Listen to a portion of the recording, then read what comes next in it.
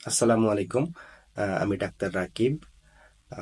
আগের দিন আমি একটা ভিডিও বানাইছিলাম যে ইউটিআই লক্ষণ নিয়ে, যে এগুলো হচ্ছে, এই লক্ষণগুলো হচ্ছে হলে আমরা চিন্তা করব যে প্রস্রাবের ইনফেকশন আমরা চিন্তা করব। হ্যাঁ, এবং একটা টেস্টের কথা বলছিলাম যে প্রয়োজনে আমরা একটা টেস্ট করি, প্রস্রাবের একটা পরীক্ষা করে থাকি। তা আপনি এখন একজন প্রশ্ন করছিলেন এক ভাই যে আমি কিভাবে রিপোর্টটা দেখে বুঝবো যে এটা প্রস্রাবে ইনফেকশন আছে কিনা। সহজভাবে সহজভাবে একদম সহজ, আপনি শুধুমাত্র, অনেক কিছু লেখা আছে, আপনি শুধুমাত্র একটা ঘর দেখে কিন্তু সেটা বুঝতে পারবেন। সেটা হচ্ছে পাঁচ সেল। হ্যাঁ, একটা একটা একটা জায়গায় লেখা আছে পাঁচ সেল কাউন্ট, কয়টা পাঁচ সেল কয়টা। সাধারণত মহিলাদের ক্ষেত্রে আমরা বলি যে পাঁচের নিচে যখন পাঁচ সেল হবে এটা নর্মাল। তাহলে পাঁচ সেলটা যখন, পাঁচ সেলটা পাঁচের বেশি হবে তখনই আমরা ইউটিআই চিন্তা করে থাকি, একদম সহজ ভাষায় যদি আমি বলি। হ্যাঁ, এটা একটা। আরেকটা হচ্ছে যে কমন সমস্যা আহ মাদের, সেটা হচ্ছে যে যার একবার ইউটিআই হয় সাধারণত এটা তার বারবার হয়। হ্যাঁ, একবার ওষুধ খেলো, সুস্থ হলো, আবার কিছুদিন পরে আবার হয়, তখন করণীয়টা কি? যাদের খুব ঘন ঘন হয়, হ্যাঁ, প্রতি মাসেই হয়ে যাচ্ছে, তাদের ক্ষেত্রে আমরা প্রোপাইল্যাক্সিস একটা ব্যবহার করি, মানে হচ্ছে যাতে পরবর্তীতে না হয় আমরা অগ্রিম ওষুধ খেয়ে থাকি, একটা একটা অ্যান্টিবায়োটিক ওষুধ। হ্যাঁ, ওটা দেওয়া হয়। হ্যাঁ, ওটা যাতে যাতে ইউটিআইটা না হয়।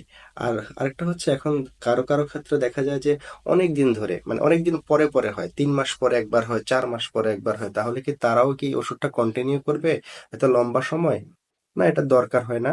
তা যেটা করি আমরা, সহজ ভাষা যদি আমি বলি, সেটা হচ্ছে যে ওষুধটা আপনার আগের বার কাজ হয়েছে, মানে খেয়ে আপনি সুস্থ হয়েছেন, সেই ওষুধটার একটা কোর্স আপনি বাসায় রাখবেন। আর লক্ষণ যখন দেখা দিবে, লক্ষণ যখন শুরু হবে, আপনি তো লক্ষণগুলো অলরেডি জানেন, যখন শুরু হবে আপনি 5 দিনের একটা কোর্স কমপ্লিট করে ফেলেন, তাহলে আপনাকে ডাক্তারও দেখাতে হবে না। হ্যাঁ, ফার্মেসিতেও যেতে হবে না, টেস্টও করতে হবে না। আপনার যদি ইউটিআই মনে হয়, আপনি আপনি ওই 5 দিনের কোর্সটা কমপ্লিট করে ফেলেন। যাদের ঘন ঘন ইউটিআই হওয়ার প্রবণতা আছে, বুঝে ফেলেন যে আমার এটা ইউটিআই হবে, বারবার হতে হতে বুঝে ফেলেন, তাদের ক্ষেত্রে এই কাজটা আপনারা করতে পারেন।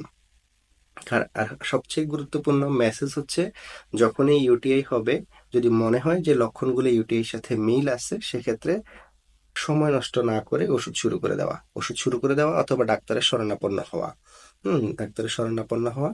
কারণ হচ্ছে, না হলে এটা কিন্তু আহ বড় সমস্যা সৃষ্টি করতে পারে। বড় সমস্যা বলতে কিডনির প্রবলেম করতে পারে। এটা কিডনির সমস্যা করতে পারে। এবং সেক্ষেত্রে অনেক সময় দেখা যায় যে দেরি করার কারণে লং টার্ম অ্যান্টিবায়োটিক খেতে হয়, একটা লম্বা সময় ধরে খেতে হয়। আপনার যেটা 5 দিনে ভালো হয়ে যেত, সেক্ষেত্রে আপনার বেশি দিন লাগতেছে। আপনার যেটা বাড়িতে থেকে ভালো হয়ে যেত, আপনার এখন হসপিটালে অ্যাডমিট হওয়া লাগতেছে। তাই না? এই হচ্ছে কথা। তাহলে এটাও একটা গুরুত্বপূর্ণ মেসেজ যে যদি লক্ষণ আপনি মনে হয় এগুলো লক্ষণ, আপনি সাথে সাথে ডাক্তারের শরণাপন্ন হবেন। ধন্যবাদ।